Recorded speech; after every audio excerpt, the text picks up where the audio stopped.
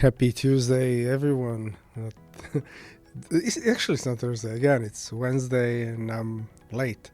Well, this is the first time I've been puzzled by the potential length of the episode, and it's primarily because I'm not sure if I actually understand it, if I understand the subject. And I'm not worried enough because, many smart people I know have the same cluster headache every time they encounter something they don't really understand. But particularly, when you think, like, when it comes to the so-called, like, quotation mark, observer's role in the double slit experiment, which we'll come to a little later. So that double slit experiment is crazy. It's intrinsically linked to the concept of parallel universes, notably via quantum physics interpretations such as the many worlds interpretation or MWI. This relationship arises from quantum physics' description of particle behavior and interactions. It was Thomas Young who originally conducted the double slit experiment in 1801 to establish light's wave nature. Young's discoveries revealed that light acts as a wave, and which was later confirmed by quantum mechanics when comparable tests were performed with electrons and other particles. And this is only the beginning. As a result, while combining information from several sources, I was perplexed as to what content to choose without risking a verbal marathon rather than a concise 30-minute segment for this episode. Oh, how I wish a beautiful person, Anton Petrov, could assist me now. And just like with everything in life, the best method is to learn as you go, because the right time will never come and we will always miss something, no matter how well we study for the subject. Funny how things can change in an instant. Again, it was only yesterday, right after finishing the pilot cybersecurity episode, that I became curious about what was next on my list, and then it arose out of nowhere. So what happened is I was watching one of those silly Instagram or YouTube shorts when I noticed some music in the background that I really liked. So I checked it on my, whatever the name of the music recognition software is, and I was pretty amazed. It sounded exactly like some of the music I grew up listening to between the late 1970s and the mid-1980s. It was an emulation of the so-called post-punk or gothic genre, for that matter, which Joy Division and other bands were known for. However, those were songs I had never heard before, but it felt like I had heard them thousands of times. So I was like, oh my god, is there another me? So if I were to be precise, it was a German-British band called Lebanon Hanover. Not only was my trust in music restored because the band is really good, but I felt as if I were floating between two worlds, the one I knew, and again, the one that was possible for me. But of course, it never happened.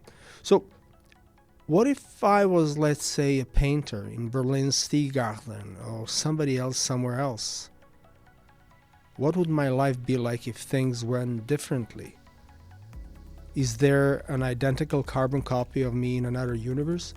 Well, given the unlimited extent of our space sandbox, monkeys are undoubtedly retyping Romeo and Juliet all over again, as well as endless variations on it. So you do not need to understand the fundamentals of the so-called six-dimensional non-Newtonian continuum to be captivated by the concept that the concept of additional dimensions is compatible with cosmological theories like string theory, which predict that extra dimensions can alter nature's fundamental forces and constants. This could mean that our universe is just one among many in a higher dimensional space. The study of six-dimensional non-Newtonian continuum provides new insights into fluid dynamics, material behavior, and fundamental physics. By incorporating more dimensions, researchers might create more accurate models that mimic the intricacies found in real-world systems. Well, Both multiverses and parallel universes incorporate the concept of numerous realities. The multiverse refers to all potential worlds, whereas parallel universes are distinct different realities inside that multiverse framework. The concept of multiple dimensions is compatible with multiverse theories, which suggests that our universe could be just one among many in a higher dimensional region. This could explain phenomena such as dark matter and dark energy through interactions with nearby worlds.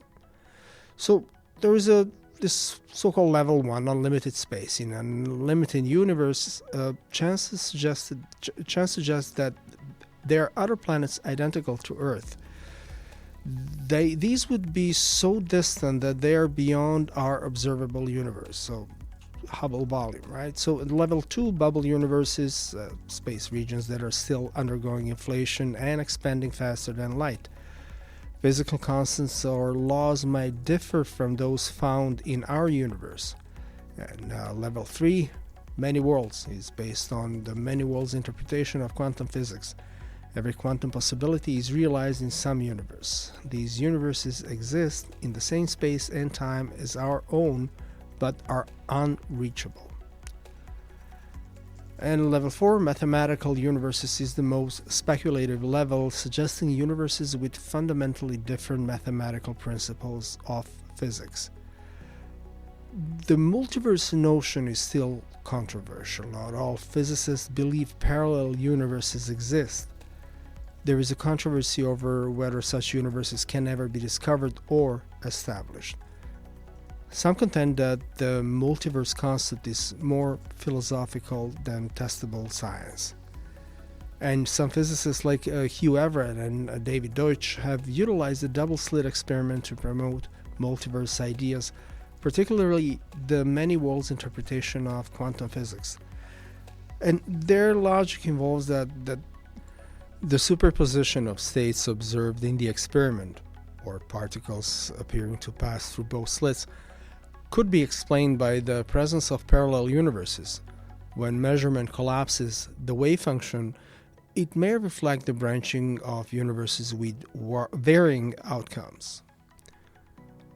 And according to Sean Carroll from Massachusetts Institute of Technology, the rules say when the system is observed, when it is measured, its state, its wave function changes dramatically, suddenly and unpredictably.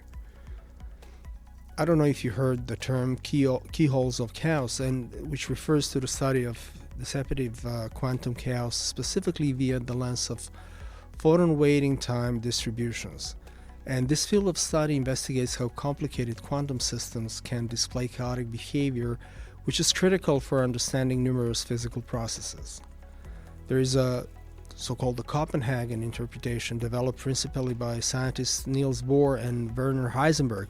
Not that Heisenberg.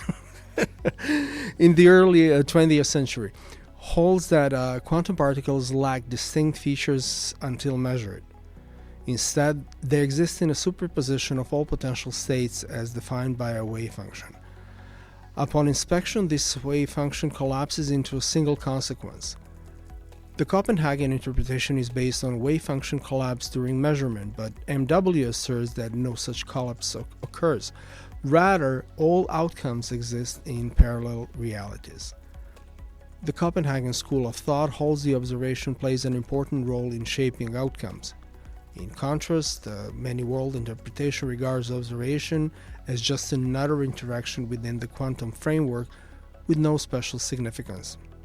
So, many-world interpretation, let's say something about it. Like Hugh Everett III proposed the MWI in 1957, arguing that all potential results of quantum measurements exist each in its own universe, and which means that instead of collapsing into one consequence, as I have said, the universe splits into several branches of quotation mark worlds, each representing a possible outcome of quantum event. So, I guess when a quantum event occurs with several possible outcomes, the universe splits into separate branches, resulting in an endless number of parallel universes, and each universe evolves independently of others. Unlike the Copenhagen interpretation, MWI eliminates the observer-dependent role in measurements. Observers become part of these branching processes, or process which result in various versions of themselves existing across different universes. So let's say a couple of things about who is who in the field, just in case if you want to go down the rabbit quantum hole. Today, there are many figures important in the field. Some of them are Kaku, Green, Carroll, Cherry, Ellis, and Tegmark. And all of them, they have received recognition for their contributions to theoretical physics and cosmology. They investigate fundamental problems about the cosmos, such as the nature of space-time, quantum mechanics, and the multiverse. Michio Kaku doesn't really need much introduction. Along with Neil deGrasse Tyson, he's possibly the most well-known figure in science and its public application. Brian Greene is a well-known theoretical physicist who has made significant contribution to string theory and worked to make complex scientific topics more accessible. Sean Michael Carroll is an American theoretical physicist and philosopher who studies quantum physics, cosmology, and science philosophy. He is the Homewood Professor of Natural Philosophy at the Johns Hopkins University. He was previously a research professor at the Walter Burke Institute for Theoretical Physics at the California Institute of Technology, or Caltech, Department of Physics. And he's also an external professor at the Santa Fe Institute and has contributed to the physics blog Cosmic Variance, where he has published in scientific journals such as Nature and other outlets such as the New York Times, Sky and Telescope, and New Scientist. He's also recognized for his atheism, outspoken criticism of theism, and advocacy of naturalism. That's my guy. Amy Webb. She's a renowned quantitative futurist author and professor specializing in strategic foresight and new technology. She's the founder and CEO of the Future Today Institute, a consultancy that uses data-driven research and trend forecasting to assist organizations in navigating complicated future scenarios. Then, of course, we can avoid Hugh Everett III. He's one of the most important figures here. He died, unfortunately, in 1982, and he's best known for developing the many worlds interpretation, or MWI, of quantum mechanics, a pioneering theory that has had a long-term impact on both physics and popular culture. Then Max Tegmark, Swedish-American physicist, machine learning researcher and author. Tegmark is a professor at MIT and president of the Future of Life Institute. And George Ellis, who is a well-known cosmologist, and he has made significant contributions to theoretical physics, particularly cosmology and general relativity. His discoveries on the nature of the universe have greatly influenced our understanding of its structure and origins. Ellis is well known for his skepticism of multiverse ideas, which propose that our universe is only one of many. He claims that these hypotheses frequently lack testability and empirical backing, raising questions about their scientific validity. Oh well. Now, probably my favorite part, fiction. Okay, so and movies as well. Everything, everywhere, all at once. It's just, I think that thing recently came out, and then the Dark Tower series, Doctor Who, even Rick and Morty, or whatever is your favorite sci-fi influence. The idea of parallel universes has intrigued people since forever. And hey, don't laugh now. His Dark Materials by Philip Pullman is one of my favorites. Then there's a Flatland by Edwin A. Abbott, and this novella looks at dimensions and the concept of numerous realities through the viewpoint of a two-dimensional person. Then Stephen Baxter and Terry Pratchett's The Long Earth. This series investigates the concept of endless Earths accessible by technology, each with its own unique history. That's amazing. Well, my mom, she was an avid reader, and she loved history and art, but she was somehow skeptical when it comes to sci-fi. Well, one time I convinced her to read Roger Zelazny's Amber trilogy, and I didn't expect that, but she was hooked. She really liked it. It is also one of my top 50 favorite books. And this fantasy series dives into a universe where many realities are connected by family connections and power battles. And also, let's not forget the pursuit of the Pankera by Heinlein. Well, everybody knows Heinlein, so it's a must. Movies, well, I personally like Mr. Nobody by Jacob van Dormel, a Belgian filmmaker known for his unique storytelling and visual style. And there's also Coherence by James Ward Birkett, which is also good, although it does not completely blend in with the theme. Alternative histories. Well, parallel universes are widely utilized in stories to explore what-if scenarios, allowing characters to experience different outcomes based on alternative historical events.